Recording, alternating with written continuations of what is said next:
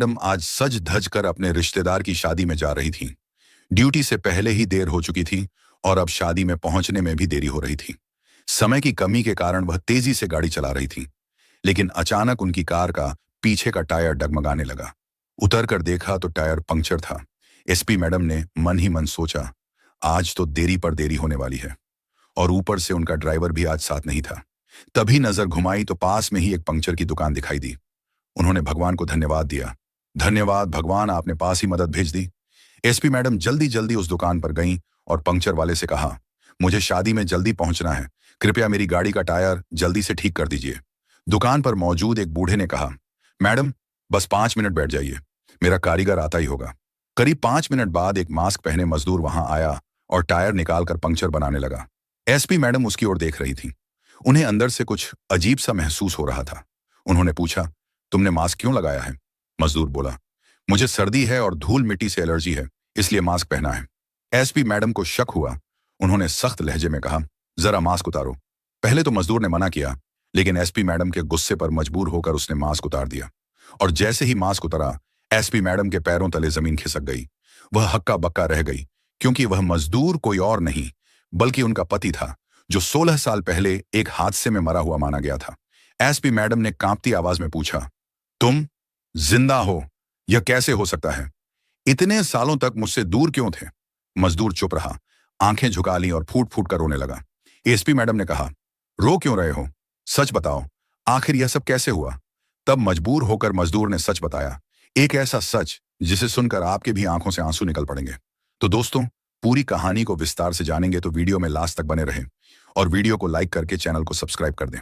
तो चलिए बिना देरी के वीडियो को शुरू करते हैं। शहर की सबसे तेज तर्रार और ईमानदार पुलिस अफसरों में से एक एसपी आराध्या सिंह आज अपनी यूनिफॉर्म में नहीं थी। आज वह सिर्फ आराध्या थी। नीले रंग की सिल्क की साड़ी, कानों में हल्के झुमके और चेहरे पर एक ऐसी मुस्कान जो आज सुबह से जाने का नाम ही नहीं ले रही थी। आखिर हो भी क्यों ना, आज उसकी सबसे छोटी और लाडली कजिन रिया की शादी थी। सालों बाद परिवार में कोई इतना बड़ा फंक्शन हो रहा था। जब आराध्या अपनी सरकारी गाड़ी की चाबी उठा रही थी तो हेड कांस्टेबल शर्मा ने मुस्कुराते हुए कहा, मैडम आज तो आप बिल्कुल पहचान में नहीं आ रही। आराध्या ने हंसकर जवाब दिया, शर्मा जी, कभी कभी क्रिमिनल और फाइलों से बाहर निकलकर इंसान भी बनना पड़ता है। आज कोई ड्यूटी नहीं, सिर्फ मस्ती। शर्मा जी ने फिक्र से कहा, मैडम ड्राइवर को साथ ले जाती तो अच्छा रहता। अरे नहीं, आज मैं अपनी गाड़ी खुद चलाऊंगी। वैसे भी शहर से बाहर फार्म हाउस पर है शादी, खुला रास्ता होगा, अच्छा लगेगा। कहकर आराध्या ने अपनी पर्सनल गाड़ी की चाबी उठाई और पार्किंग की तरफ बढ़ गई। गाड़ी हाईवे पर हवा से बातें कर रही थी। शीशे नीचे थे और पुराने किशोर कुमार के गाने चल रहे थे। आराध्या का मन आज सच में बहुत हल्का था। रोज की टेंशन, केस मीटिंग्स, इन सब से दूर उसे याद आया। रोहन को भी किशोर कुमार बहुत पसंद थे। रोहन, उसका पति, ये नाम सोचते ही उसके चेहरे की मुस्कान हल्की सी फीकी पड़ गई। 16 साल हो गए, एक लंबा अरसा, एक ऐसा जख्म जो कभी नहीं भरा। वह एक भयानक एक्सीडेंट, एक पहाड़ी रास्ते पर गाड़ी का खाई में गिरना और फिर कुछ भी नहीं, बस जली हुई गाड़ी के टुकड़े और एक ऐसी खबर जिसने आराध्या की दुनिया ही उजाड़ दी थी। तब वह सिर्फ एक इंस्पेक्टर थी। रोहन की मौत ने उसे तोड़ दिया था, लेकिन उसी दर्द ने उसे पत्थर भी बना दिया। उसने खुद को काम में इतना डुबो दिया कि आज वह शहर की एसपी थी। सब था उसके पास, पावर, इज्जत, एक बड़ा सा घर। बस रोहन नहीं था। तुम होते तो कितना खुश होते, रोहन, उसने धीरे से हवा में कहा, जैसे रोहन उसकी बगल वाली सीट पर ही बैठा हो। देखते तुम्हारी आराध्या आज कितनी बड़ी अफसर बन गई है। इन्हीं ख्यालों में गुम उसे ध्यान ही नहीं रहा कि वह शादी के वेन्यू से बस आधे घंटे की दूरी पर थी। वो थोड़ा और लेट हो चुकी थी। उसने एक्सीलरेटर पर पांव दबाया। गाड़ी की स्पीड बढ़ी। तभी अचानक उसे गाड़ी के पिछले हिस्से से एक अजीब सी आवाज सुनाई दी, फट फट फट। और इससे पहले कि वह कुछ समझ पाती, गाड़ी का संतुलन बिगड़ने लगा। उसने बड़ी मुश्किल से स्टीयरिंग को काबू में किया और गाड़ी को सड़क के किनारे लगाया। सत्यानाश, आज ही यह सब होना था। उसने गुस्से में स्टीयरिंग व्हील पर हाथ मारा। उसने नीचे उतरकर देखा, पीछे का टायर बिल्कुल छपटा हो चुका था। पंचर और किस्मत तो देखो, दूर दूर तक कोई मदद नजर नहीं आ रही थी। ना कोई दुकान, ना कोई घर, सिर्फ सुनी सड़क और दोनों तरफ खेत। मोबाइल निकाला तो नेटवर्क भी गायब था। वाह, बहुत बढ़िया। वह खुद पर ही साकास्टिक हो रही थी। एसपी साहिबा बीच सड़क पर फंस चुकी हैं। इससे अच्छी किस्मत और क्या होगी। साड़ी का पल्लू कमर में खोसकर वो गाड़ी की डिग्गी खोलने लगी कि शायद सटेपनी बदल ले, लेकिन कहाँ उसे यह सब काम कहाँ आता था। रोहन होता तो 5 मिनट में कर देता। फिर रोहन का। उसने झिड़कर अपने ख्यालों को दूर किया। अभी प्रॉब्लम पर फोकस करना था। उसने चारों तरफ नजर घुमाई। सड़क पर एक दो गाड़ियां गुजरी, लेकिन किसी ने रुकने की जहमत नहीं उठाई। शायद एक सजी धजी औरत को अकेली देखकर उन्हें लगा कोई ड्रामा होगा। आधा घंटा बीत गया। पसीने से उसका मेकअप हल्का पड़ने लगा था। गुस्सा और लाचारी दोनों उस पर हावी हो रहे थे। तभी उसे दूर, जहां सड़क हल्की सी मुड़ रही थी, एक छोटा सा बोर्ड नजर आया। धूल और मौसम की मार से उसका रंग उड़ चुका था, लेकिन फिर भी पढ़ा जा सकता था, पंचर की दुकान। उसकी आंखों में एक पल को चमक आ गई। शुक्र है भगवान, उसने मन ही मन कहा और बिना सोचे समझे उस दिशा में तेज कदमों से चलने लगी। दुकान क्या थी? एक टीन की छत के नीचे एक छोटा सा कमरा था। बाहर कुछ पुराने घिसे हुए टायर पड़े थे और हवा भरने वाली मशीन शांत खड़ी थी। एक बूढ़े से चाचा एक लकड़ी की टूटी फूटी कुर्सी पर बैठे ऊँघ रहे थे। चाचा जी, आराध्या ने थोड़ा तेज आवाज में कहा। चाचा हड़बड़ाकर उठे। एक सजी धजी रौबदार औरत को अपने सामने देखकर वह थोड़ा घबरा गए। जी बिटिया, आराध्या ने एक सांस में कहा। मेरी गाड़ी का टायर पंचर हो गया है, यहां से थोड़ी दूर पर खड़ी है, आप ठीक कर देंगे? मुझे बहुत जल्दी है, शादी में जाना है। चाचा ने अपनी झुर्रियों वाली आंखों से उसे देखा। बिटिया, मैं तो अब यह सब काम नहीं करता। कमर में दर्द रहता है। मेरा कारीगर है, बस 5 मिनट में आता होगा। पास के गांव में गया है कुछ सामान लेने, आप बैठो। आराध्या के पास बैठने के अलावा कोई चारा नहीं था। वह वहीं एक दूसरी प्लास्टिक की कुर्सी पर बैठ गई, जो शायद सालों से साफ नहीं हुई थी। उसने अपने फोन को फिर देखा। नेटवर्क अभी भी नहीं था। वह बस इंतजार कर रही थी। हर गुजरती गाड़ी के साथ उसकी बेचैनी बढ़ रही थी। 5 मिनट, 10 मिनट, 15 मिनट। उसने थोड़ी झुंझलाहट में कहा, चाचा कहाँ रह गया आपका कारीगर? मुझे बहुत देर हो रही है। चाचा ने वहीं रटा रटाया जवाब दिया, आता होगा बिटिया, आता ही होगा। तभी एक पुरानी खटारा साइकिल दुकान के सामने आकर रुकी। उस पर एक आदमी सवार था, दुबला पतला मैले कुचले कपड़े पहने हुए। उसके चेहरे पर एक गंदा सा मास्क लगा हुआ था, जिसने उसकी नाक से लेकर ठोड़ी तक का हिस्सा ढक रखा था। धूप से बचने के लिए उसने सर पर एक गमछा भी लपेट रखा था। आ गया मेरा कारीगर। चाचा ने राहत की सांस ली। जा रहे मैडम की गाड़ी देख, पंचर है। वह आदमी बिना कुछ बोले अपने औजारों का थैला उठाकर आराध्या की तरफ देखने लगा। उसकी आंखें, उन आंखों में कुछ था, एक अजीब सी थकान, एक गहरी उदासी। पर आराध्या को उस वक्त कुछ और सोचने का मौका नहीं मिला। वो जल्दी से उठी। चलो भाई, जल्दी करो, कहकर वो आगे आगे चलने लगी और वह आदमी चुपचाप साइकिल घसीटता हुआ उसके पीछे पीछे। गाड़ी के पास पहुंचकर उसने बिना एक शब्द कहे अपना काम शुरू कर दिया। उसके काम करने का तरीका बहुत अलग था, जैसे सालों से यही करता आ रहा हूं। जैक लगाना, नट खोलना, टायर बाहर निकालना, सब कुछ एक मशीन की तरह। आराध्या वहीं खड़ी उसे देख रही थी और देखते देखते उसे फिर वहीं अजीब सा एहसास होने लगा। उस आदमी के हाथ लंबे और पतले, उसके हाथ पकड़ने का तरीका, वो जिस तरह से नट खोलते हुए अपनी उंगलियों को मोड़ रहा था, सब कुछ इतना जाना पहचाना क्यों लग रहा था। आराध्या ने अपनी पुलिस वाली आदत से मजबूर होकर पूछा, ये मास्क क्यों लगा रखा है तुमने? उस आदमी ने एक पल के लिए काम रोका, लेकिन उसकी तरफ देखा नहीं। बस नीचे टायर को देखते हुए धीमी दबी हुई आवाज में बोला, सर्दी है मैडम, और धूल मिट्टी से एलर्जी भी है। आवाज भारी और थकी हुई, लेकिन इस आवाज में भी कुछ था जो आराध्या के दिल के किसी पुराने तार को छेड़ गया। उसका शक अब गहराने लगा था। यह सिर्फ एक एहसास नहीं था, कुछ और था। उसके दिमाग की बत्तियां जलने लगी थीं। एक पुलिस अफसर का दिमाग जो छोटी छोटी बातों को भी पकड़ लेता है। उसने देखा, काम करते हुए उस आदमी ने अपने पसीने वाले हाथ को अपनी पट के पिछले हिस्से पर एक खास अंदाज में पहुंचा, ठीक वैसे ही जैसे रोहन पहुंचा करता था। आराध्या का दिल जोर से धड़का। एक सर्द लहर उसकी रीढ़ की हड्डी में दौड़ गई। नहीं, ये नहीं हो सकता, ये मेरा वहम है, उसने खुद को समझाया। मैं पागल हो रही हूं। वह जा चुका है, लेकिन उसका दिल मानने को तैयार नहीं था। उसकी नजरें अब उस आदमी के हर हरकत पर गड़ी थीं। वह पंचर चेक करने के लिए टायर को पानी की टंकी में डाल रहा था। उसकी गर्दन का पिछला हिस्सा खुला हुआ था और वहां कान के ठीक नीचे एक छोटा सा तिल था। बस आराध्या के लिए यह काफी था। ये वही तिल था जिसे वह अक्सर छेड़ती थी। उसकी दुनिया घूम गई। उसके कानों में साए साए की आवाज होने लगी। उसे लगा वह अभी चक्कर खाकर गिर पड़ेगी। उसने कांपती हुई आवाज में कहा, जरा अपना मास्क उतारो। उस आदमी के हाथ वहीं रुक गए। वह पत्थर बन गया। उसने कोई जवाब नहीं दिया। आराध्या थोड़ा आगे बढ़ी। इस बार उसकी आवाज में एक एसपी का रोब था, एक पत्नी का हक था, एक टूटे हुए दिल की बेचैनी थी। मैंने कहा, अपना मास्क उतारो। वो आदमी कांपा। उसने धीरे से ना में सर हिलाया। आराध्या का सब्र अब जवाब दे गया। वो गुस्से, दर्द और अविश्वसनीयता के एक अजीब से तूफान में घिरी थी। वो लगभग चीखी, तुम मास्क उतार रहे हो या नहीं? मैं पुलिस अफसर हूं। उसकी चीख सुनकर वह आदमी बुरी तरह डर गया। उसके पास अब कोई चारा नहीं था। उसके कांपते हुए हाथ धीरे धीरे अपने चेहरे की तरफ बढ़े। उसने गमछा हटाया और फिर धीरे धीरे मास्क की डोरी को अपने कानों से निकाला। मास्क नीचे आया और सामने जो चेहरा था उसे देखकर आराध्या की सांसें थम गईं। उसके पैरों के नीचे से जैसे जमीन खिसक गई हो। समय रुक गया। गाड़ियों का शोर, हवा की सरसराहट, सब कुछ बंद हो गया। वह चेहरा वही चेहरा था, थोड़ा बूढ़ा, थोड़ा थका हुआ।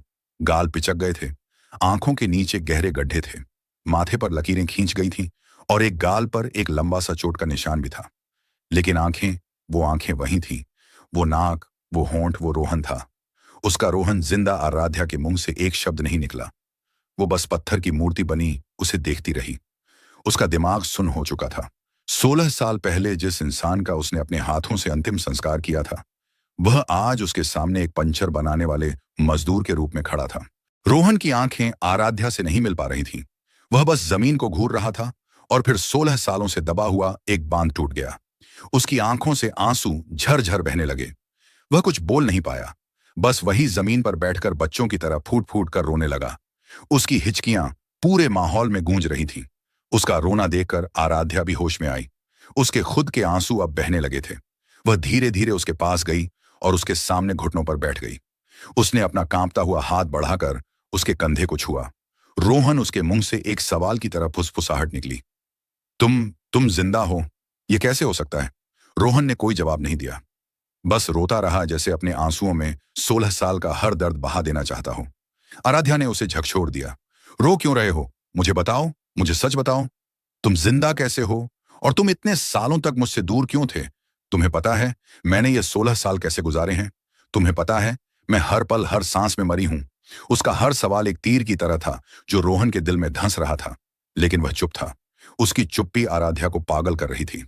तुम्हें मेरी कसम रोहन, तुम्हें आज सच बताना होगा। क्यों किया तुमने यह सब? आराध्या ने जब अपनी कसम दी तो रोहन का रोना थोड़ा थमा। उसने अपनी लाल सूजी हुई आंखों से पहली बार आराध्या की तरफ देखा। उन आंखों में इतना दर्द, इतनी लाचारी और इतना डर था कि आराध्या का दिल कांप गया। उसने टूटी हुई, कांपती हुई आवाज में कहना शुरू किया, और उसने जो सच्चाई बताई वह किसी भयानक सपने से भी ज्यादा डरावनी थी। उसने हिचकियों के बीच कहा, मुझे माफ कर दो आराध्या, मैं तुम्हें छोड़ना नहीं चाहता था, मुझे मजबूर किया गया था। उसने बताना शुरू किया, वो कोई एक्सीडेंट नहीं था आराध्या, वो एक सोची समझी साजिश थी।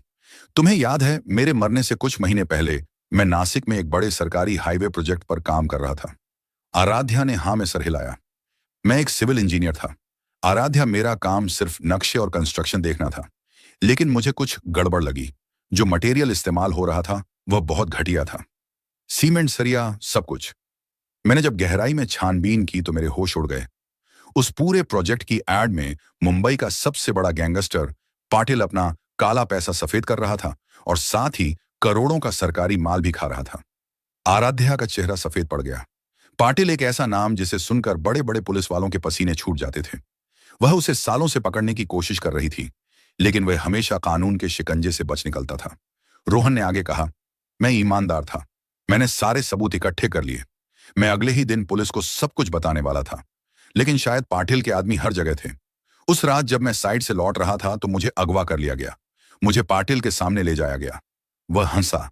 उसने मेरे सारे सबूत मेरे सामने जला दिए और कहा, इंजीनियर, तेरे पास दो रास्ते हैं, या तो तू कल सुबह अपनी बीवी के साथ एक भयानक कार एक्सीडेंट में मर जा, या फिर हमेशा के लिए दुनिया के लिए मर जा और अपनी बीवी को जिंदा छोड़ दे। आराध्या की आंखों से आंसू बह रहे थे। उसे यकीन नहीं हो रहा था। रोहन की आवाज कांप रही थी। पाटिल जानता था कि तुम एक पुलिस वाली हो। उसने कहा, तेरी बीवी बहुत ईमानदार है, बहुत तेज है। अगर तू जिंदा रहा तो वह चुप नहीं बैठेगी, वह मेरे पीछे पड़ जाएगी। लेकिन अगर तू मर गया तो वह टूट जाएगी। वह कुछ साल दुखी रहेगी लेकिन जिंदा तो रहेगी। और अगर तूने जरा भी होशियारी दिखाने की कोशिश की तो मैं उसे ऐसी मौत मारूंगा कि उसकी रूह भी कांप जाएगी। मेरे पास कोई रास्ता नहीं था आराध्या, एक तरफ मेरी मौत थी और दूसरी तरफ तुम्हारी जिंदगी। मैंने तुम्हारी जिंदगी चुनी। अगले दिन उन्होंने सब कुछ प्लान किया। एक पुरानी गाड़ी में एक लावारिस लाश को मेरे कपड़े पहनाकर बिठाया गया, जिसका चेहरा पहचानना नामुमकिन था, और उस गाड़ी को उसी पहाड़ी से नीचे फेंक दिया गया जहां मैं अक्सर साइड पर जाते हुए रुकता था।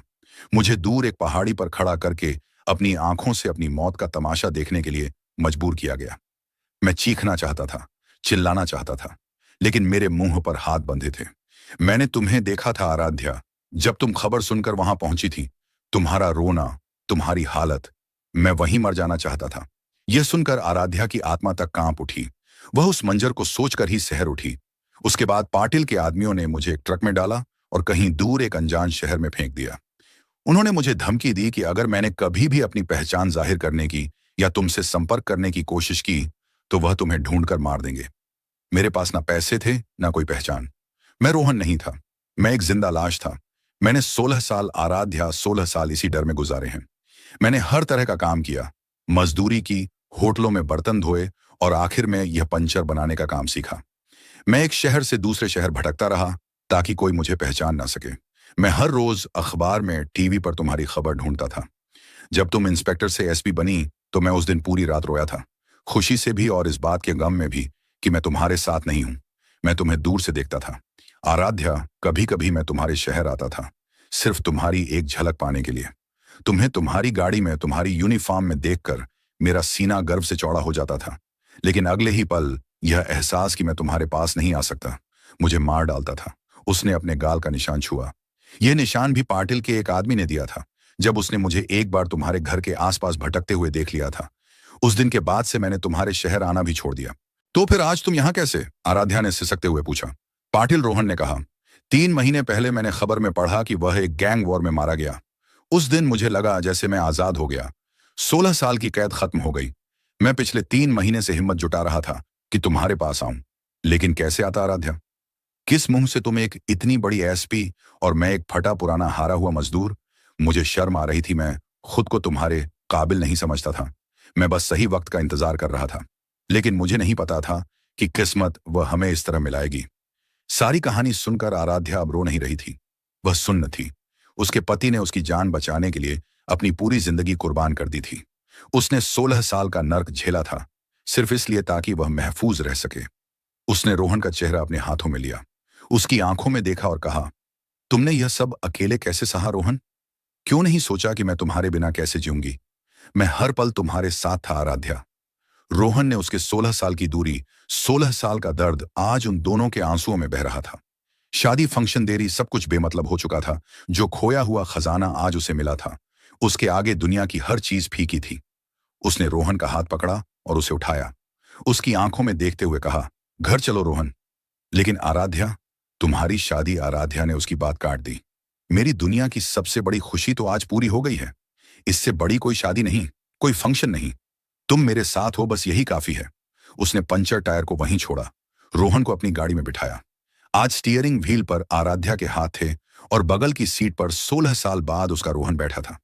गाड़ी शादी के वेन्यू की तरफ नहीं, बल्कि उनके घर की तरफ जा रही थी।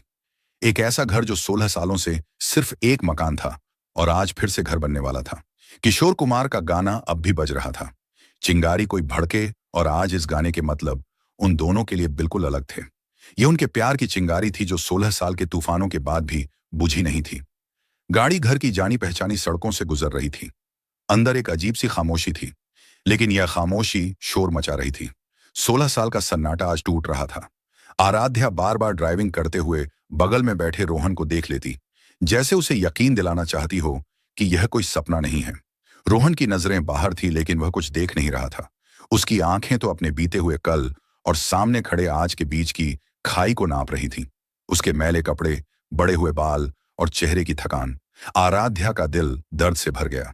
यह वही रोहन था जो अपनी एक शर्ट पर हल्की सी सिल्वर भी बर्दाश्त नहीं करता था। उसने कितनी तकलीफें सही होंगी, कितने दिन भूखा सोया होगा, कितनी रातों को डर कर जागा होगा। ये सोचते ही आराध्या की आंखों में फिर से पानी भर आया। आराध्या ने बड़ी मुश्किल से अपनी आवाज को सामान्य रखते हुए पूछा, तुमने खाना खाया? यह सवाल कितना छोटा था, लेकिन इसमें 16 साल की फिक्र छुपी थी। रोहन ने उसकी तरफ देखा और हल्का सा मुस्कुराया, एक ऐसी मुस्कान जिसमें खुशी से ज्यादा दर्द था।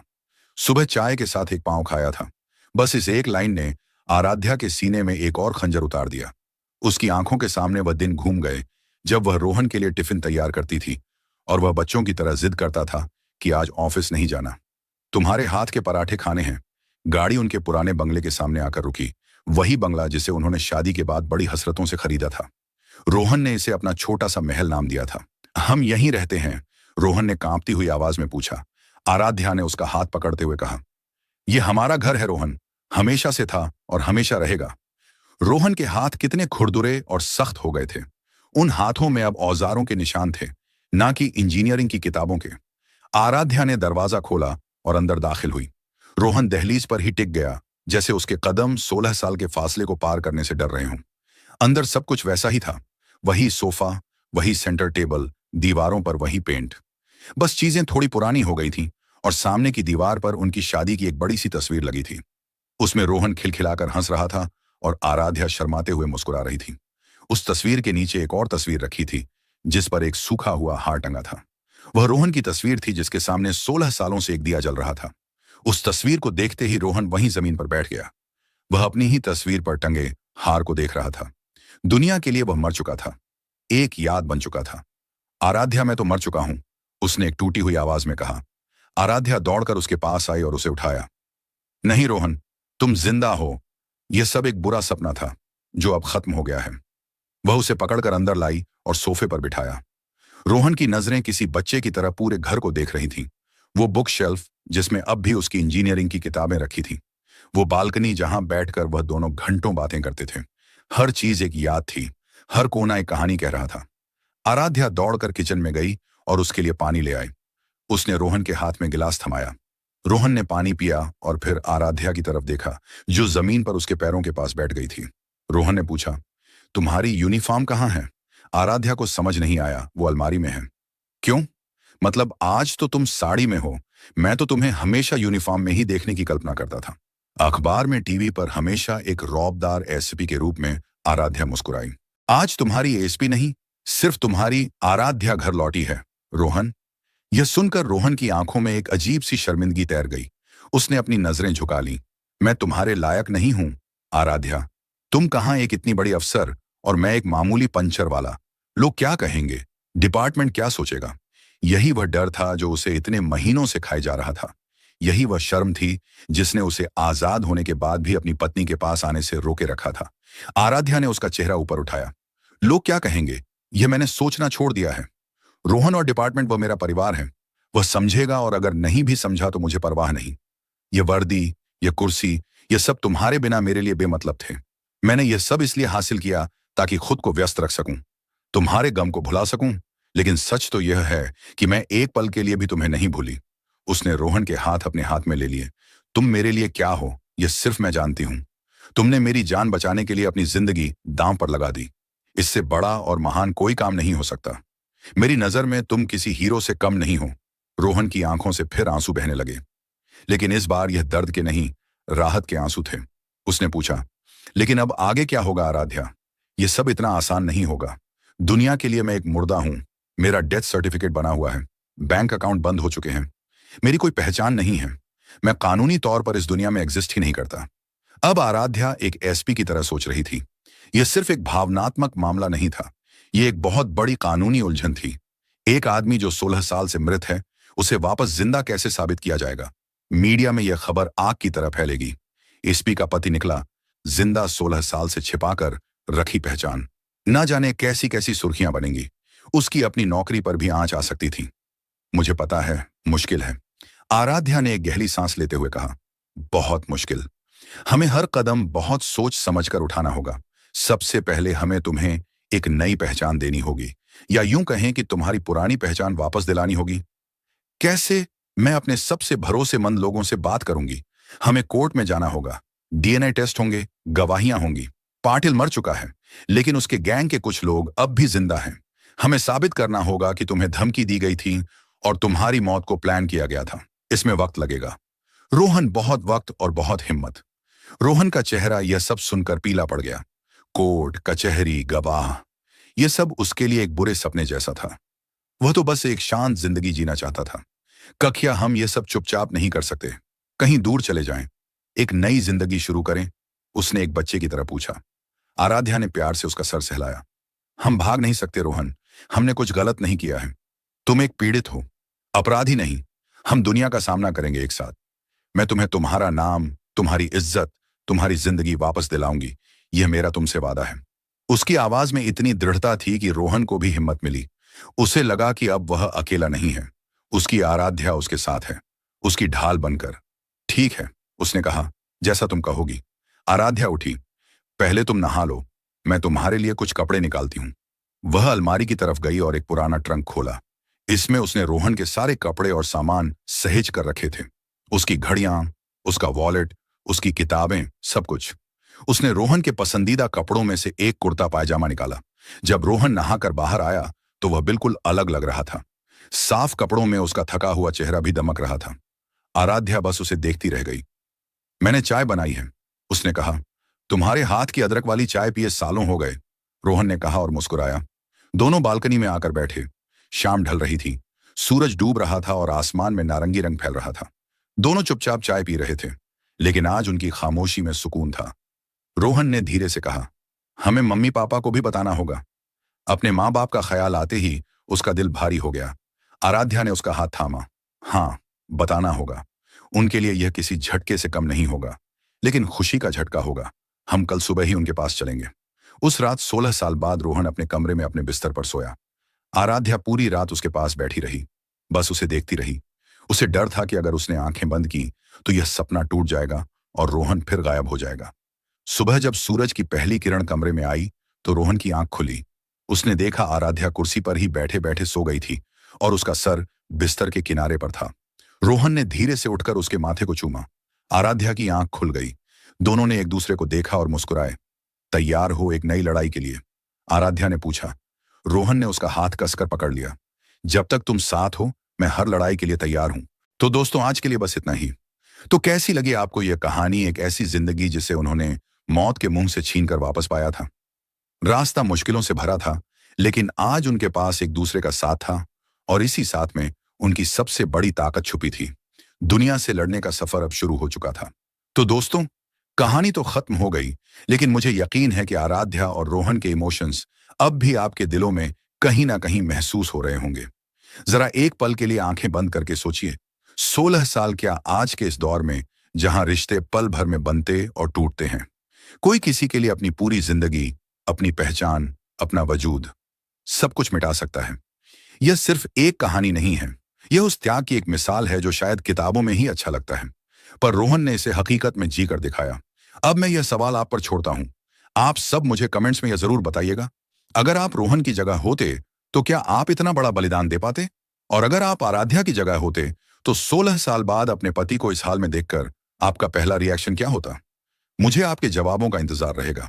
अगर इस कहानी के किसी भी पल ने आपकी आंखों में नमी और दिल में एक कसक पैदा की हो तो अपना प्यार दिखाने के लिए इस वीडियो को एक लाइक जरूर दीजिएगा।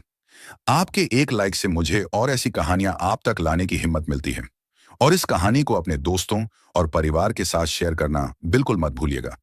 शायद इस कहानी से किसी को सच्चे प्यार की ताकत का फिर से एहसास हो जाए। अगर आप भविष्य में भी ऐसी ही दिल को छू लेने वाली कहानियों का हिस्सा बनना चाहते हैं तो हमारे चैनल को अभी के अभी सब्सक्राइब कर लीजिए और वह जो घंटी वाला बटन है ना, उसे भी दबा दीजिए ताकि अगली कहानी सबसे पहले आप तक पहुंचे। मिलता हूं आपसे बहुत जल्द एक और नई कहानी के साथ। तब तक अपना और अपनों का ख्याल रखिएगा। धन्यवाद। आखिर कैसे एक सब इंस्पेक्टर ने एसपी मैडम को थप्पड़ मार दिया? फिर जो हुआ, पूरे जिले में हलचल मच गई। जिले की नई एसपी अंजलि वर्मा किसी थाने का निरीक्षण करने सादे कपड़ों में जा रही थी और किसी को कानों कान खबर नहीं थी। रास्ते में बाजार में रुककर सड़क के किनारे ठेले वाले के पास से पानी पूरी खाने लगी। चेहरे पर सादगी लेकिन आंखों में गहराई थी। तभी कुछ पुलिस वाले वहां पहुंचे। साथ में एक तेज तर्रार लेडी सब इंस्पेक्टर भी थी। जैसे ही उनकी नजर ठेले वाले पर पड़ी, जोर से चिल्लाई, चल हफ्ते के पैसे निकाल। ठेले वाला डर गया, कांपते हुए बोला, मैडम आज बारिश थी, दुकान भी देर से लगी, कमाई नहीं हुई। पर सब इंस्पेक्टर ने झल्लाते हुए ठेले को धक्का दिया। कमाया हो या नहीं, पुलिस का हफ्ता तो फिक्स है। एसपी अंजलि चुपचाप देख रही थी। फिर आगे बढ़कर उसने सख्त आवाज में कहा, किस कानून के तहत आप इनसे पैसे वसूल रही हैं? बिना देखे ही लेडी सब इंस्पेक्टर ने उसे जोरदार तमाचा मार दिया। तेरे बाप का ठेला है क्या? जो बीच में बोल रही है। चारों ओर सन्नाटा छा गया। उसके बाद जो हुआ वो सचमुच पूरे जिले को हिलाकर रख दिया। तो दोस्तों, पूरी कहानी को विस्तार से समझेंगे। उससे पहले आपसे एक छोटी सी गुजारिश है कि अगर अभी तक आपने मेरे चैनल को सब्सक्राइब नहीं किया है, तो कृपया करके चैनल को सब्सक्राइब कर दीजिए और वीडियो को एक लाइक कर दीजिए और कमेंट में अपना राय देना ना भूले कि आपको यह वीडियो कैसी लगी। तो चलिए कहानी को विस्तार से समझते हैं। जिला रामपुर की हवा में एक अजीब सी बेचैनी थी।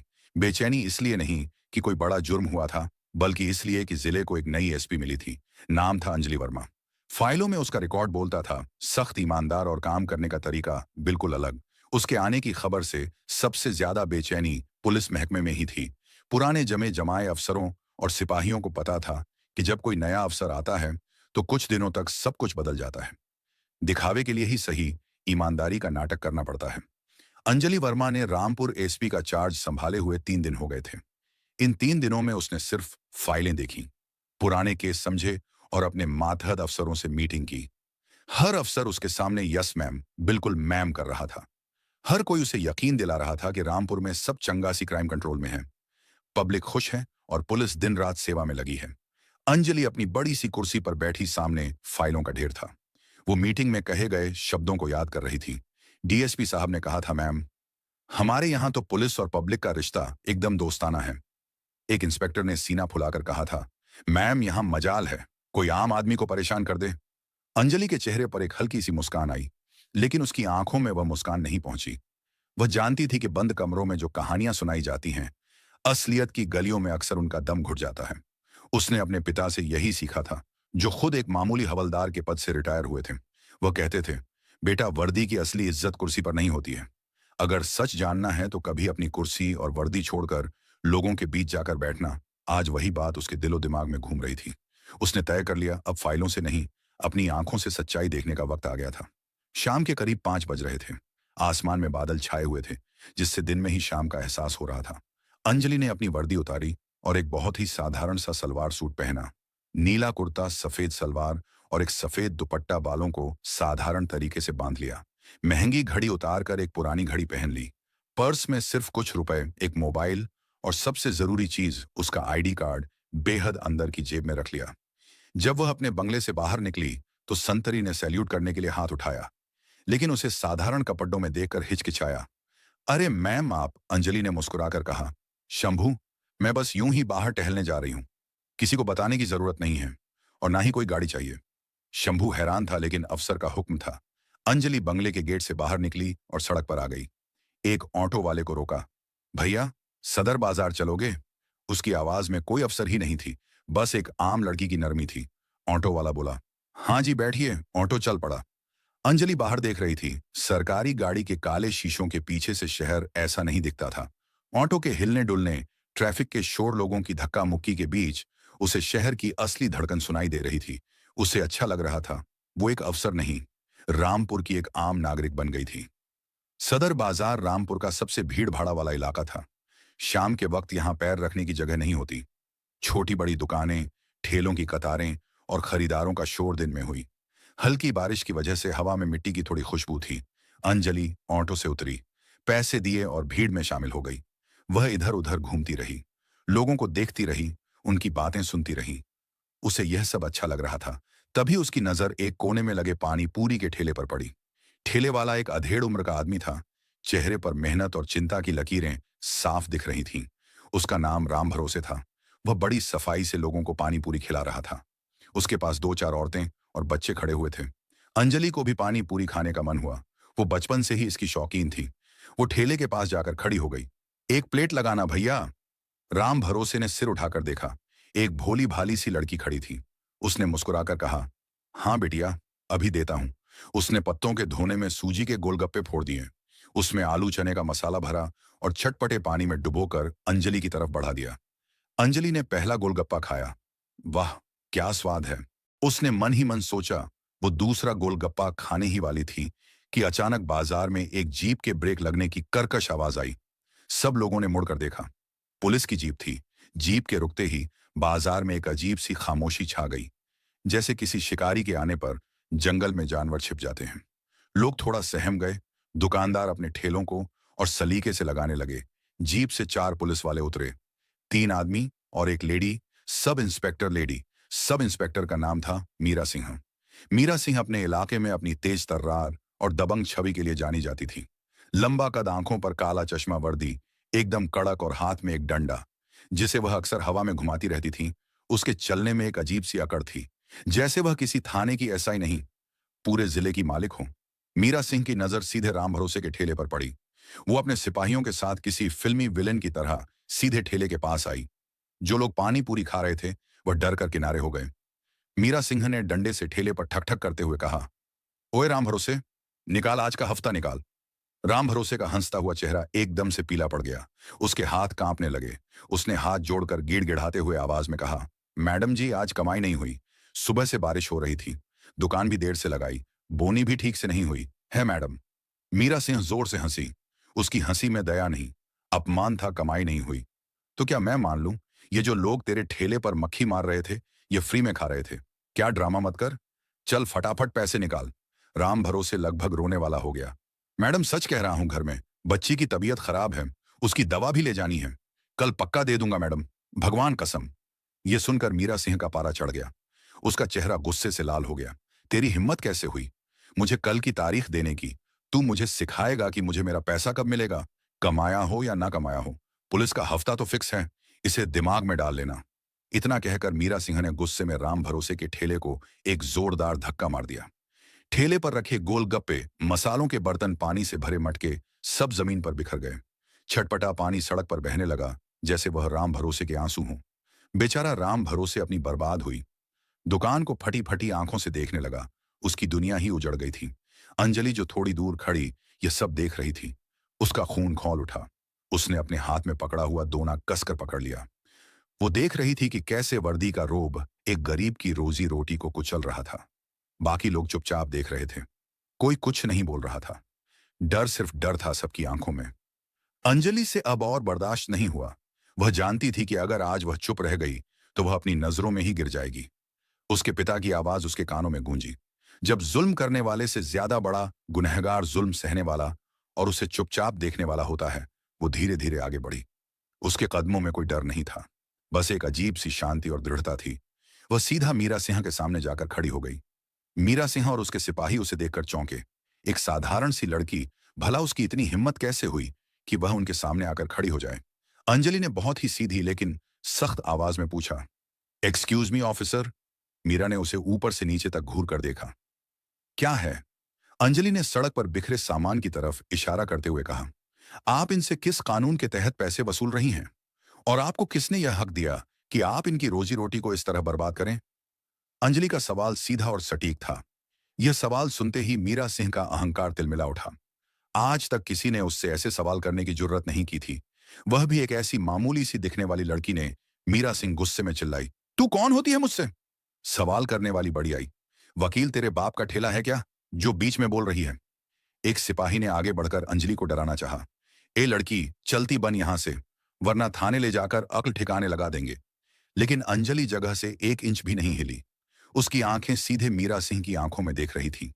उन आंखों में डर नहीं, एक चुनौती थी। मैं इस देश की एक आम नागरिक हूं और एक नागरिक होने के नाते मुझे यह सवाल पूछने का पूरा हक है। आप वर्दी में हैं, कानून की रक्षक हैं, भक्षक नहीं। बताइए, इंडियन पीनल कोड के किस सेक्शन में लिखा है कि पुलिस किसी गरीब से हफ्ता वसूलेगी? इंडियन पीनल कोड सेक्शन जैसे शब्द सुनकर मीरा सिंह और भी भड़क गई। उसे लगा कि यह लड़की कुछ ज्यादा ही पढ़ी लिखी है और उसे कानून सिखा रही है। उसका दिमाग गुस्से से सुन्न हो गया था। उसे अपनी बेइज्जती महसूस हो रही थी। पूरे बाजार के सामने एक लकड़ी उसे आईना दिखा रही थी। उसने आव देखा ना, ताव, और अपना हाथ पूरी ताकत से हवा में घुमाया। छटाक एक जोरदार थप्पड़ अंजलि के गाल पर पड़ा। आवाज इतनी तेज थी कि पूरे बाजार में गूंज गई। चारों तरफ एक पल के लिए सन्नाटा छा गया। वक्त जैसे रुक गया हो। अंजलि का सिर एक तरफ घूम गया। उसके कान में एक अजीब सी सनसनाहट होने लगी। गाल पर तेज जलन हो रही थी। लेकिन यह थप्पड़ सिर्फ उसके गाल पर नहीं, बल्कि उसकी वर्दी पर, उसके पद पर और इस देश के कानून पर पड़ा था। मीरा सिंह ने थप्पड़ मारकर अपना हाथ झटकते हुए कहा, यह है मेरे कानून का सेक्शन, अब दफा हो जाए यहां से, वरना दूसरा गाल भी लाल कर दूंगी। चारों ओर खड़ी भीड़ में फुसफुसाहट होने लगी। कुछ लोगों को लड़की के लिए बुरा लग रहा था तो कुछ सोच रहे थे कि इसे पुलिस से पंगा लेने की क्या जरूरत थी। राम भरोसे की आंखों में आंसू आ गए। उसकी वजह से एक बेकसूर लड़की को मार खानी पड़ी। अंजलि कुछ पल चुप रही। उसने धीरे से अपना चेहरा सीधा किया। उसके गाल पर पांचों उंगलियों के निशान छप गए थे, लेकिन उसकी आंखों में अब ना तो गुस्सा था ना ही दर्द। उसकी आंखों में एक अजीब सी ठंडक थी, ऐसी ठंडक जो किसी बड़े तूफान के आने से पहले होती है। उसने मीरा सिंह को देखा, जो अभी भी जीत के गुरूर में खड़ी थी। फिर उसने उन सिपाहियों को देखा जो मंद मंद मुस्कुरा रहे थे, और फिर उसने उस डरी सहमी भीड़ा को देखा जो न्याय की उम्मीद छोड़ चुकी थी। अंजलि ने एक गहरी सांस ली। अब नाटक खत्म करने का समय आ गया था। उसने बहुत ही धीरे से अपना साधारण सा पर्स खोला। मीरा सिंह और उसके सिपाही सोच रहे थे कि शायद वह पैसे निकालकर ठेले वाले को देने वाली है। क्या है, अब निकालेगी पैसे? चल निकल, मीरा ने फिर कहा। अंजलि ने पर्स से पैसे नहीं निकाले। उसने पर्स की अंदर वाली खुफिया जेब में हाथ डाला और एक कार्ड बाहर निकाला। कार्ड का रंग गहरा नीला था, जिस पर सुनहरे अक्षरों में अशोक स्तंभ बना हुआ था। उसने वह कार्ड धीरे से आगे बढ़ाया। ठीक मीरा सिंह की आंखों के सामने मीरा सिंह ने झुंझुलाकर कार्ड की तरफ देखा। पहले तो उसकी समझ में कुछ नहीं आया, लेकिन जैसे ही उसकी नजर कार्ड पर लिखे नाम और पद पर पड़ी, उसके पैरों के नीचे से जमीन खिसक गई। कार्ड पर साफ साफ लिखा था, अंजलि वर्मा, आईपीएस पुलिस अधीक्षक, सुपरिंटेंडेंट, मैफ पुलिस जिला रामपुर। यह पढ़ते ही मीरा सिंह के चेहरे का रंग उड़ गया। उसकी आंखों के सामने अंधेरा छा गया। जिस औरत को उसने अभी अभी पूरे बाजार के सामने थप्पड़ मारा था, वह कोई आम लड़की नहीं, बल्कि उसी के जिले की सबसे बड़ी पुलिस अफसर, उसकी नई एसपी थी। उसके हाथ से डंडा छन की आवाज के साथ जमीन पर गिर गया। उसके शरीर की सारी याददाश्त, सारा गुरूर एक ही पल में भाप बनकर उड़ गया। उसके हाथ पैर कांपने लगे। मैम, उसकी आवाज उसके गले में ही अटक गई। बाकी तीनों सिपाहियों का भी यही हाल था। वह एक दूसरे का मुंह ऐसे देख रहे थे जैसे उन्होंने भूत देख लिया हो। उनकी सारी हेकड़ी हवा हो गई थी। कुछ सेकंड पहले जो चेहरे हंस रहे थे, अब उन पर मौत का खौफ था। पूरे बाजार में जो सन्नाटा था, वह और भी गहरा हो गया। सबको समझ आ गया था कि कुछ बहुत बड़ा हो गया है। मीरा सिंह तुरंत घुटनों के बल जमीन पर बैठने की कोशिश करने लगी। वो अंजलि के पैरों में गिरना चाहती थी। मैम, मैम, मुझे माफ कर दीजिए। मैम, बहुत बड़ी गलती हो गई मुझसे। मैंने मैंने आपको पहचाना नहीं। मैम, प्लीज माफ कर दीजिए। वो एक ही सांस में सब कुछ बोल गई। उसकी आवाज में अब सिर्फ डर था। अंजलि ने अपना कार्ड वापस पर्स में रखा। उसका चेहरा अब भी सपाट था, लेकिन उसकी आवाज लोहे की तरह सख्त और ठंडी थी। खड़ी हो जाओ। मीरा कांपते हुए खड़ी हुई, सिर नीचे झुका हुआ था। नजरें उठाने की हिम्मत नहीं थी। अंजलि ने कहा, तुमने मुझे पहचाना नहीं, इसलिए तुमने मुझे थप्पड़ दिया। मारा, अगर पहचान लेती तो सैल्यूट करती। यही है तुम्हारी दिक्कत। तुम्हारी वफादारी कानून से नहीं, पद से है। तुम वर्दी की इज्जत नहीं करती, तुम सिर्फ रैंक से डरती हो। उसने एक पल का विराम लिया, फिर कहा, नहीं पता था, इसीलिए ही तो तुम जैसे लोग वर्दी पहनकर वर्दी को गंदा कर रहे हो। आज एक गरीब से वसूली कर रही हो, कल किसी की इज्जत का सौदा भी कर लोगी। तुम जैसी पुलिस वाली इस विभाग पर एक कलंक हो। यह कहते हुए अंजलि ने अपने पर्स से अपना पर्सनल मोबाइल फोन निकाला। उसने एक नंबर डायल किया। कंट्रोल रूम, मैं एसपी अंजलि वर्मा बोल रही हूँ। दूसरी तरफ से जो भी ऑपरेटर था, उसकी आवाज में हड़बड़ाहट साफ सुनाई दे रही थी। सदर बाजार में जहां पानी पूरी का कोना है, वहां तुरंत एक पीसीआर वैन और एसएचओ को भेजो। तत्काल फोन काटकर उसने उन चारों की तरफ देखा। तुम चारों को अभी और इसी वक्त से सस्पेंड किया जाता है। लाइन हाजिर हो जाओ। और तुम सब इंस्पेक्टर मीरा सिंह, तुम्हारे ऊपर विभागीय जांच आज से ही शुरू होगी। एक्सटॉर्शन, अवैध वसूली, पब्लिक सर्वेंट ड्यूटीज का दुरुपयोग और एक नागरिक पर हाथ उठाने के जुर्म में तुम्हारे ऊपर चार्जशीट भी तैयार होगी। अब तुम अपनी सफाई जांच कमेटी को देना। कुछ ही मिनटों में पुलिस की 2 गाड़ियां सायरन बजाती हुई बाजार में आ पहुंची। उनमें से इलाके के एसएचओ उतरे। उन्होंने जब अपनी नई एसपी को साधारण कपड़े में गाल पर थप्पड़ के निशान के साथ देखा, तो उनके होश उड़ गए। उन्होंने कांपते हुए सैल्यूट किया। अंजलि ने उन्हें आदेश दिया, एसएचओ साहब, इन चारों को यहां से ले जाइए और जो मैंने कहा है उस पर तुरंत कार्रवाई शुरू कीजिए। एसएचओ ने मीरा सिंह और बाकी सिपाहियों को देखा, जिनके चेहरे पर हवाइयां उड़ रही थीं। उन्होंने उन चारों को जीप में बैठने का इशारा किया। कल तक जो पुलिस वाले बाजार में रोब जमाते थे, आज वह मुजरिमों की तरह सिर झुकाए जीप में बैठ रहे थे।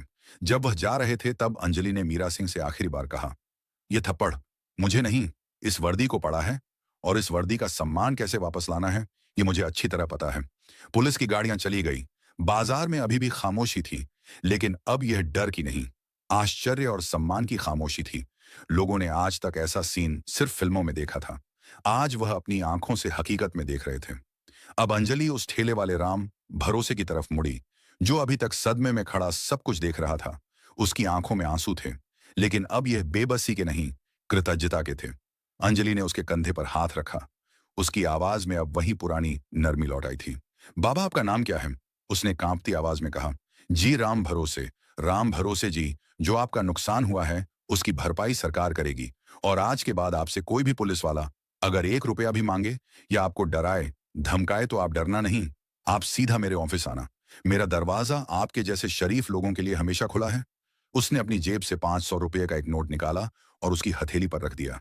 यह मेरी तरफ से है, आपके नुकसान के लिए नहीं। आपकी बेटी की दवाई के लिए जाइए और अपनी दुकान फिर से लगाइए। राम भरोसे की आंखों से झरझर आंसू बहने लगे। वो कुछ बोल नहीं पाया, बस हाथ जोड़कर खड़ा रहा। अंजलि ने भीड़ की तरफ देखा और ऊंची आवाज में कहा, आप सब लोग गवाह हैं कि आज यहां क्या हुआ। डरिए मत, पुलिस आपकी सुरक्षा के लिए है, आपको लूटने के लिए नहीं। अगर कोई भी वर्दी वाला अपनी ताकत का गलत इस्तेमाल करता है तो चुप मत रहिए, आवाज उठाइए, मैं आपके साथ हूं। यह कहकर अंजलि मुड़ी और धीरे धीरे भीड़ से बाहर निकल गई, वैसे ही जैसे वह आई थी। लेकिन अब वह सिर्फ एक आम लड़की नहीं थी, वह रामपुर के लोगों के लिए उम्मीद की एक किरण बन गई थी। उस रात जब अंजलि वर्मा अपने बंगले पर लौटी तो उसने आईने में अपना चेहरा देखा। गाल पर अभी भी हल्का सा निशान था, लेकिन आज उसे उस निशान में दर्द नहीं, एक सुकून दिख रहा था। उसे लगा कि आज उसने सच में अपनी वर्दी का कर्ज चुकाया है। यह खबर पूरे जिले में आग की तरह फैल गई। हर पुलिस वाले के दिल में यह बात बैठ गई कि नई एएसपी सिर्फ ऑफिस में बैठने वाली अफसर नहीं है, उस सड़कों पर घूमकर न्याय करने वाली अफसर है। उस एक थप्पड़ की गूंज ने पूरे रामपुर जिले के पुलिस महकमे को हिलाकर रख दिया था। एक नई सुबह हो चुकी थी, जहां कानून का रास्ता वर्दी के आतंक का नहीं। अगली सुबह रामपुर पुलिस लाइन में माहौल बिल्कुल अलग था। हवा में एक अजीब सी खामोशी और तनाव था। चाय की दुकानों पर, बैरकों में, ऑफिसों में, हर जगह बस एक ही चर्चा थी, एसपी मैडम का थप्पड़ कांड। जो सिपाही कल तक अपनी मूंछों पर ताव देते घूमते थे, आज उनकी नजरें झुकी हुई थीं। भ्रष्ट और कामचोर पुलिस वालों के दिलों में एक अनजाना खौफ बैठ गया था। उन्हें लग रहा था कि अब तक जो सिस्टम आराम से चल रहा था, उस पर किसी ने हथौड़ा मार दिया है। वहीं दूसरी तरफ कुछ पुराने और ईमानदार अफसर, जिन्हें सालों से किनारे लगा दिया गया था, उनके चेहरों पर एक उम्मीद की चमक थी। उन्हें लग रहा था कि शायद अब कुछ बदलेगा। जब एसपी अंजलि वर्मा सुबह ठीक 9 बजे अपनी सरकारी गाड़ी से ऑफिस पहुंची तो नजारा देखने लायक था। गेट पर तैनात संतरी से लेकर ऑफिस के चपरासी तक हर कोई मूर्ति की तरह सावधान खड़ा था। हर सैल्यूट में कल से ज्यादा वजन और ज्यादा इज्जत थी। अंजलि अपने ऑफिस में आई मेज पर फाइलें रखी थीं, लेकिन उसका ध्यान बाहर के माहौल पर था। वो जानती थी कि कल जो हुआ वो सिर्फ एक घटना नहीं थी, वह एक जंग की शुरुआत थी, और जंग कभी एक तरफा नहीं होती। अभी वह अपनी कुर्सी पर बैठी ही थी कि उसका फोन बजा। स्क्रीन पर एक अनजाना नंबर चमक रहा था। उसने फोन उठाया। हेलो। दूसरी तरफ से एक भारी और मीठी आवाज आई। हेलो एसपी साहिबा, मैं विधायक रामनारायण तिवारी बोल रहा हूं।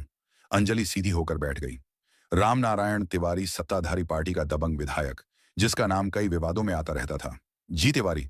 जी कहिए। अंजलि की आवाज सपाट थी। एसपी साहिबा, आप नई नई आई हैं, जिले में बहुत अच्छा काम कर रही हैं। सुना है कल सदर बाजार में आपने बहुत हिम्मत का काम किया।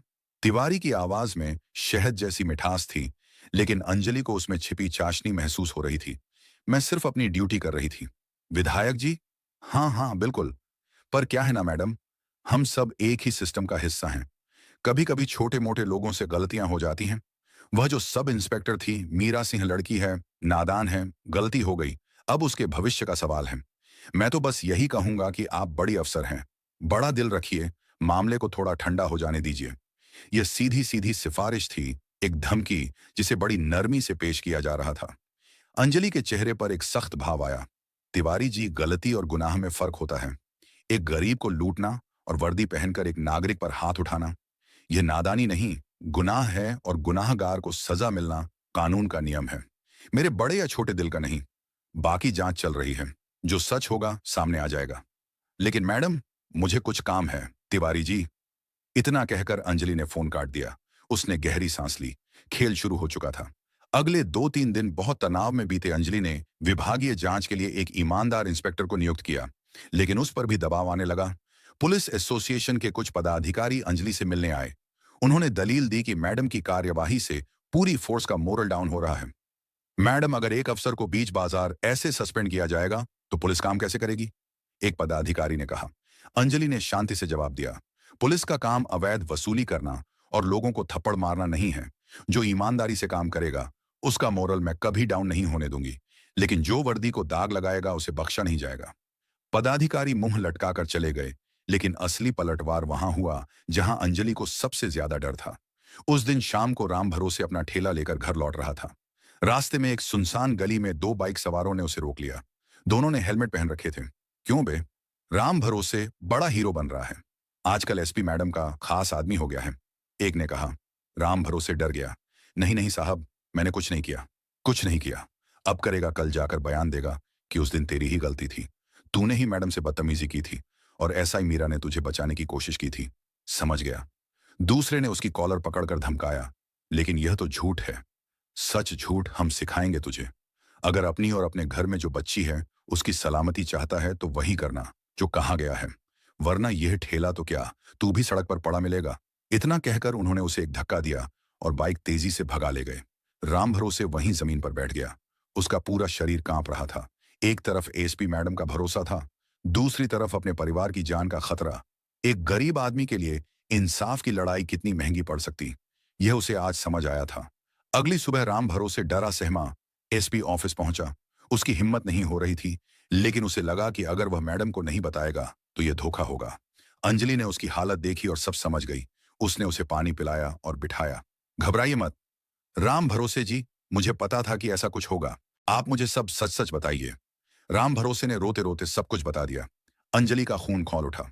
उसके दुश्मन इतने नीचे गिर जाएंगे उसने सोचा नहीं था। उसे एहसास हुआ कि वह यह लड़ाई अकेले नहीं लड़ सकती। उसे अपनी टीम में ऐसे लोग चाहिए जो ईमानदार हों और जिन पर वह भरोसा कर सके। उसने अपने जिले के सभी इंस्पेक्टरों की पर्सनल फाइलें मंगवाई। वो एक एक फाइल को ध्यान से पढ़ने लगी। ज्यादातर फाइलें चापलूसी और सिफारिशों से भरी थीं, लेकिन एक फाइल पर आकर उसकी नजरें रुक गईं। इंस्पेक्टर शमशेर सिंह। रिकॉर्ड शानदार था। कई बड़े केस सुलझाए थे, लेकिन पिछले 5 साल से उसे कोई बड़ी जिम्मेदारी नहीं दी गई थी। उसे पुलिस लाइन में एक स्टोर का इंचार्ज बनाकर साइडलाइन कर दिया गया था। फाइल में एक पुराने एसपी की नोटिंग थी। अफसर ईमानदार है पर किसी की सुनता नहीं, सिस्टम के साथ चलना नहीं जानता। अंजलि के चेहरे पर मुस्कान आ गई। उसे अपना पहला साथी मिल गया था। उसने तुरंत इंस्पेक्टर शमशेर सिंह को अपने ऑफिस में बुलाया। शमशेर सिंह लगभग 50 साल का एक लंबा चौड़ा रौबदार चेहरे वाला आदमी था। आंखों में एक अजीब सी उदासी और बेपरवाही का भाव था, जैसे उसने सिस्टम से लड़ना छोड़ दिया हो। बैठिए इंस्पेक्टर। शमशेर सिंह चुपचाप बैठ गया। मैंने आपकी फाइल देखी शमशेर सिंह। आपका रिकॉर्ड बहुत प्रभावशाली रहा है। फिर आप स्टोर में क्या कर रहे हैं? शमशेर सिंह के चेहरे पर एक फीकी सी मुस्कान आई। मैडम, जब आप सीधे पेड़ को काटने की कोशिश करते हैं और वह नहीं कटता तो आप उसे वहीं छोड़कर आगे बढ़ जाते हैं। मैं वही सीधा पेड़ हूं। अंजलि उसकी ईमानदारी और साफगोई से प्रभावित हुई। इंस्पेक्टर, मैं उस पेड़ को काटना नहीं, उसे पानी देना चाहती हूं। मैं रामपुर में फैले भ्रष्टाचार के जंगल को साफ करना चाहती हूं, लेकिन मैं यह अकेले नहीं कर सकती। मुझे आप जैसे अफसरों की जरूरत है। क्या आप मेरा साथ देंगे? शमशेर सिंह ने पहली बार नजर उठाकर अंजलि की आंखों में देखा। उसे उन आंखों में वही आग दिखी जो कभी उसकी आंखों में हुआ करती थी। सालों बाद किसी ने उसकी काबिलियत को पहचाना था। उसने एक गहरी सांस ली और फिर दृढ़ आवाज में कहा, आप हुक्म कीजिए मैडम। यह वर्दी सालों से जंग खा रही थी, अब इसे साफ करने का वक्त आ गया है। अब अंजलि अकेली नहीं थी उसके पास। शमशेर सिंह का तजुर्बा और हिम्मत थी। उन्होंने मिलकर एक योजना बनाई। पहला कदम, राम भरोसे की सुरक्षा। अंजलि ने तुरंत 2 भरोसेमंद सिपाहियों को सादे कपड़े में राम भरोसे और उसके परिवार की सुरक्षा में लगा दिया। दूसरा कदम, लड़ाई को खुले मैदान में लाना। अंजलि ने एक प्रेस कॉन्फ्रेंस बुलाई। सारे लोकल पत्रकार पहुंचे। अंजलि ने सदर बाजार की घटना का जिक्र किया और बताया कि कैसे गवाह राम भरोसे को डराया धमकाया जा रहा है। उसने किसी का नाम नहीं लिया, लेकिन इशारा कर दिया कि इस मामले में कुछ बड़े लोग भी शामिल हैं जो जांच को प्रभावित करना चाहते हैं। उसने ऐलान किया, रामपुर की जनता को मैं यह भरोसा दिलाना चाहती हूं कि पुलिस अब हर नागरिक की सुरक्षा करेगी। हमने एक special anti corruption helpline number, भ्रष्टाचार विरोधी हेल्पलाइन जारी किया है। कोई भी पुलिस वाला अगर आपसे रिश्वत मांगता है या परेशान करता है तो आप सीधे इस नंबर पर शिकायत करें। आपकी पहचान गुप्त रखी जाएगी और 10 मिनट के अंदर एक्शन लिया जाएगा। यह एक मास्टर स्ट्रोक था। अब यह लड़ाई सिर्फ अंजलि की नहीं, पूरी जनता की बन गई थी। विधायक तिवारी और उसके गुंडे तिल मिलाकर रह गए। तीसरा और सबसे बड़ा कदम, अंजलि और शमशेर सिंह ने मिलकर उन थानों की लिस्ट बनाई जो वसूली के लिए सबसे ज्यादा बदनाम थे। एक रात अंजलि सादे कपड़े में शमशेर सिंह और एक छोटी सी टीम के साथ निकली। उन्होंने हाईवे पर ट्रकों से वसूली के लिए बदनाम एक पुलिस चौकी पर छापा मारा। वहां दो हवलदार ड्राइवरों से खुलेआम पैसे ले रहे थे। उन्हें रंगे हाथों पकड़ लिया गया। पूरी चौकी को सस्पेंड कर दिया गया। ये खबर आग की तरह फैली। पुलिस वालों में हड़कंप मच गया। उन्हें समझ आ गया कि एसपी मैडम किसी को भी कहीं भी कभी भी पकड़ सकती हैं। अब दबाव दूसरी तरफ था। विधायक तिवारी समझ गया कि अंजलि वर्मा से टकराना आसान नहीं है। जनता और मीडिया उसके साथ थी। अगर उसका नाम इस मामले में उछला तो उसकी कुर्सी भी जा सकती है। उसने धीरे धीरे मीरा सिंह के मामले से अपने हाथ खींच लिए। विभागीय जांच पूरी हुई। राम भरोसे ने बिना डरे सच्चाई बयान की। बाजार के कुछ और दुकानदारों ने भी हिम्मत करके गवाही दी। रिपोर्ट में मीरा सिंह और उसके साथी सिपाहियों को दोषी पाया गया। अंजलि ने रिपोर्ट पर साइन किए और मीरा सिंह को सर्विस से बर्खास्त करने की सिफारिश के साथ फाइल ऊपर भेज दी। यह किसी सब इंस्पेक्टर के लिए सबसे बड़ी सजा थी। एक शाम अंजलि अपने ऑफिस की खिड़की से बाहर देख रही थी। शहर की बत्तियां जल रही थीं। अब शहर की हवा में वो बेचैनी नहीं थी, एक सुकून था, एक भरोसा था। उसका फोन बजा। उसके पिता का फोन था। हाँ पापा, मैंने आज टीवी पर तेरी प्रेस कॉन्फ्रेंस देखी, बहुत अच्छा बोली तू। थैंक यू पापा। एक बात याद रखना बेटी, उसके पिता ने कहा, यह लड़ाई अभी खत्म नहीं हुई है। सिस्टम में गंदगी बहुत गहरी है। इसे साफ करने में वक्त लगेगा। थकना मत, हारना मत। मैं नहीं हारूंगी पापा, अंजलि ने मुस्कुराकर कहा। मैंने वर्दी पहनी ही इसीलिए है। फोन रखकर उसने खिड़की से बाहर देखा। राम भरोसे का ठेला अब भी उसी कोने में लगा था। आज उसके आसपास पहले से ज्यादा भीड़ थी। लोग अब उससे पानी पूरी नहीं खा रहे थे। वे एक ऐसे आदमी के पास खड़ते थे जिसने अन्याय के खिलाफ आवाज उठाने की हिम्मत की थी। अंजलि को एहसास हुआ कि उसने सिर्फ एक भ्रष्ट अफसर को सजा नहीं दी थी, उसने हजारों राम भरोसे जैसे लोगों के दिल में उम्मीद और हिम्मत का एक छोटा सा दिया जलाया था। और जब तक ये दिया जलता रहेगा, वर्दी का असली रंग कभी फीका नहीं पड़ेगा। तो दोस्तों, इस वीडियो में बस इतना ही। अगर आपको यह वीडियो पसंद आया हो तो इसे लाइक करना बिल्कुल ना भूलें। अगर आप हमारे चैनल पर नए हैं तो जल्दी से सब्सक्राइब कर लें, क्योंकि हम आपके लिए ऐसी ही जबरदस्त जानकारी लाते रहते हैं। तो चलिए दोस्तों, मिलते हैं अगली जानकारी के साथ। तब तक के लिए जय हिंद, जय भारत।